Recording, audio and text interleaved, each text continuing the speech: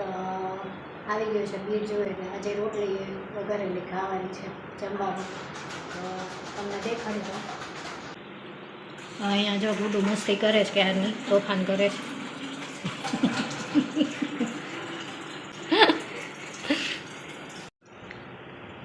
તો અહીંયા તેલ લઈ લીધું છે, તેલ મૂકીને રાઈ નાખી દેવાની.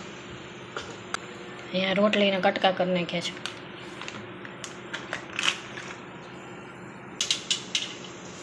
હિંગ નાખવા દે, હળદર અને છાશ નાખી દેવાની અને થોડુંક મસ્તું દૂધ. એનેથી રોટલી ક્રીમી એકદમ બને છે અને ખટાશ ઓછી લાગે છે, માપમાં રહે. અને 1 ગ્લાસ પાણી નાખી દીધું છે. પછી હળદર, ધાણા જીરું,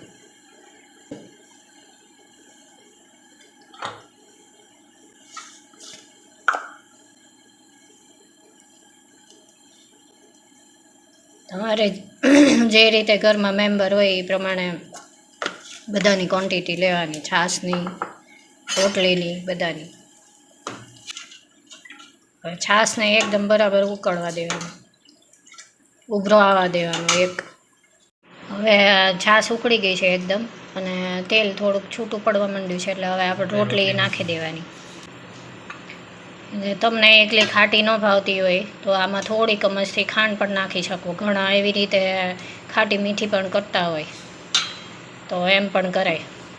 અને ઘણા છે તો તમારે આમાં લસણ નાખીને કરવું હોય તો એમ પણ ઘણા કરતા હોય લસણ નાખીને, પણ અમને આમાં લસણનો ટેસ્ટ નથી ભાવતો એટલે અમે નથી નાખતા.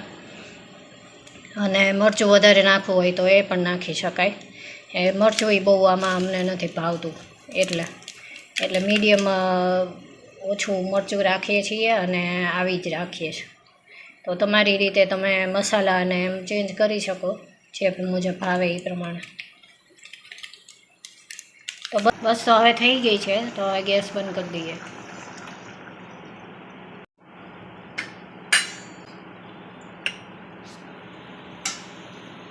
જો ગરમા ગરમ વઘારેલી રોટલી રેડી છે. ચાલો તમે પણ જમવા. The next day. Hello, good morning, જય શ્રી કૃષ્ણ. તો કેમ છો આપ સૌ? તો અત્યારે સવારના 10 વાગી ગયા છે અને મારે સાફ સફાઈનું ને એવું બધું થઈ ગયું છે. તો જો એમ બેડ ને બધું સાફ કરી નાખ્યું છે મેં. અને બહાર એ તે બધા કચરો બધું વળાઈ ગયું છે. એટલે બસ હવે જો આ ફ્લાવર થોડુંક પડ્યું હતું ને તો મને એમ થયું પહેલાં ફ્લાવર કરી નાખું. એટલે થોડુંક એવું પડ્યું હતું તો હવે કરી નાખવું આજે. અને આજે મેં છે ને, આમ તો આપણે દૂધી ને ચણાની દાળ કરીએ, પણ આજે મેં છે ને દૂધી અને મગની દાળ કરી છે. તો હમણાં તમને દેખાડું કેવી રીતે બનાવું છું એ. અમે છે ને વચ્ચે એકવાર હું ને ગુડુ હતા ને એકલા ત્યારે અમે બનાવી હતી ચણાની દાળ. ત્યારે ખાલી થઈ ગઈ હતી એટલે તો ગુડુને બહુ ભાવી હતી અને મને બહુ ભાવી હતી, કારણ કે મગની દાળનો એક પોતાનો ટેસ્ટ હોય ને અલગ, એટલે એને લીધે બહુ સરસ લાગે. તો આજે ફરીવાર કરવાનું વિચાર્યું. તો બાફાઈને એવું બધું થઈ ગયું છે, ખાલી વઘારવાનું બાકી છે. તો હું હમણાં બતાડું તમને. એટલે શાક છે ને થોડુંક જ કરવું છે આવું. એટલે આમે ગુડાને છે ને મારે ફ્લાવર થોડુંક ઓછું ભાવે, તો એ આમાંથી બટેટા ખાય, ફ્લાવર બહુ ન ખાય. એટલે બીટ જોઈ તે અત્યારે તો નહીં ખાય, હોય સાંજે એની માટે થોડુંક એવું રાખીશ તો ખાશે. અત્યારે તો એ લઈ ગયો છે એનું. આજે એને જે ખાલી મગ લઈ જવા હતા, એટલે મગ સાદા હોય ને આપણે જે લચકો મગ કરીએ ને આપણે ખાંડ ને મીઠુંવાળા, લીંબુવાળા, ખાંડ લીંબુવાળા એવા લઈ જવા હતા. તો એને એવા મગ અને રોટલી કરી દીધા છે. અને અમારી માટે એ આ દાળ ને કરી નાખી, શાક થોડું કરી નાખું. એટલે એણે કીધું છે મને કે સાંજે હું ખાઈશ એટલે મારા માટે રહેવા દે છે. એને બહુ ભાવે ફ્લાવરનું શાક. એટલી બસ જો થઈ ગયું. હવે હું વઘાર નાખું.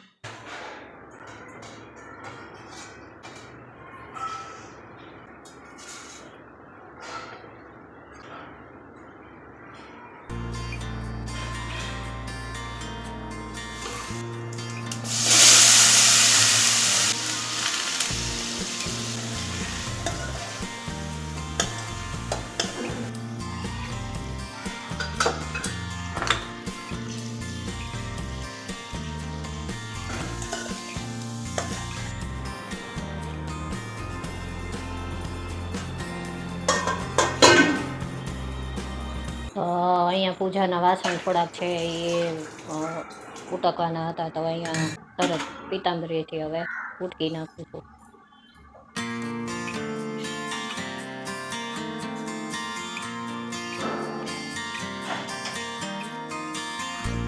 પૂજાના વાસણ આવી રીતે ઓલો પીતાંબરી પાવડરથી ધોઈ નાખ્યા છે, અને ધોઈને એને છે ને આમ રહેવા ન દેવાય, તરત આમ થોડાક નીતરી જાય ને પછી એને છે ને કપડાથી લૂછી નાખીએ ને એટલે એમાં છે ને કાળા ડાઘા ન પડે, એટલે બસ મેં લૂછી નાખ્યા છે.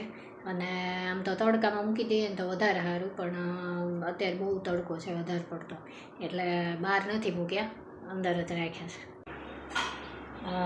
જીરું લીધું છે, 2 થી 3 લવિંગ લીધા છે, લીમડાના પાન લીધા છે, કોથમીર લીધી છે, અને અહીંયા લસણ વાટીને લીધું છે. તો મગની દાળ છે એટલે વઘારમાં હું તેલ ને ઘી મિક્સ લઈશ.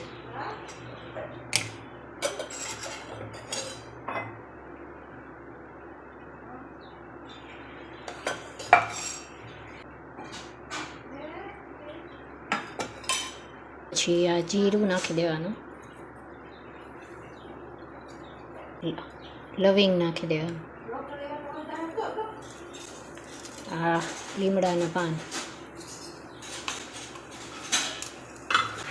હિંગ,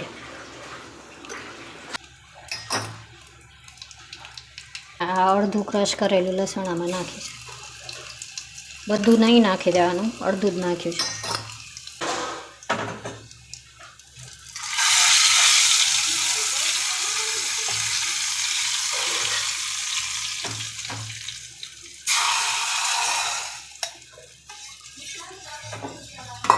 બહુ મસ્ત સુગંધ આવે છે. મરચું, કોથમીર, અને આ લસણ બચેલું છે એ નાખીશ. તો જો અહીંયા દૂધી એકદમ સરસ ગળી ગઈ છે. તો બસ હવે 5 મિનિટ એને રહેવા દેવાનું, એટલે એકદમ સરસ થઈ જશે દાળ. એટલે હળદર મીઠું નહીં તો પહેલાં જ મેં નાખી દીધું હતું, એટલે બીજું કંઈ નાખવાની જરૂર નથી.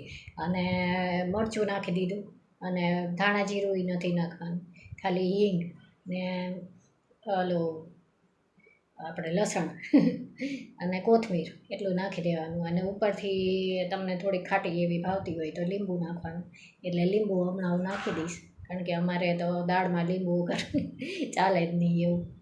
એટલે બસ હવે દાળ થઈ ગઈ છે, તો તમે પણ ટ્રાય કરજો. આવી દાળ છે ને એકદમ ટેસ્ટી લાગે છે, ને એકદમ આપણે જે દાલ તડકા કરીએ હોય ને પંજાબી દાળ, એવો ટેસ્ટ આવી જાય છે. અને દૂધીનો ટેસ્ટ એકદમ મસ્ત એમાં ભળી જાય સરસ, એટલે બહુ સરસ દાળ થાય છે આવી રીતે. મગની દાળ અને દૂધી, આપણે ઓલી ફોતરા વગરની દાળ હોય ને એ લેવાની. તો ટ્રાય કરજો અને મને કહેજો કેવી બની છે. તો જો અહીંયા દાળ બની ગઈ છે, એકદમ ટેસ્ટી દાળ બની હતી. તો આ દાળ તડકા જેવી દાળ લાગે છે, તો ટ્રાય કરજો. અને અહીંયા ફ્લાવર બટેકાનું શાક એ બની ગયું છે. આવી રીતે તમે પણ મગની દાળ ને પાલક બનાવી શકો છો. તો એકદમ સિમ્પલ, અને આપણે રેગ્યુલર રૂટીનમાં કરી શકીએ ને એવી જ છે. એટલે દૂધી તો હવે ઉનાળો છે એટલે ઠંડી, એટલે દૂધી ખાવી જોઈએ. તો બનાવજો જરૂર, અને મને કહેજો કેવી બની છે. અને ગયા વખતે મેં ગુરુવારે ગાંઠિયાને શાકની રેસીપી આપી છે, તમે એ વિડીયો જોયો કે નહીં? તો ન જોયો હોય તો જોજો, બહુ સરસ છે. એક મસાલાવાળું ગાંઠિયાનું શાકની રેસીપી છે, અને એક છાશવાળા ગાંઠિયાની શાકની રેસીપી છે. તો બંને તમને ગમશે. તો મારી ચેનલ આવી જ રીતે જોતા રહેજો અને જો પસંદ આવે તો એક લાઈક આપજો અને મારી ચેનલને સબસ્ક્રાઈબ કરજો. Thank you. જય શ્રી કૃષ્ણ.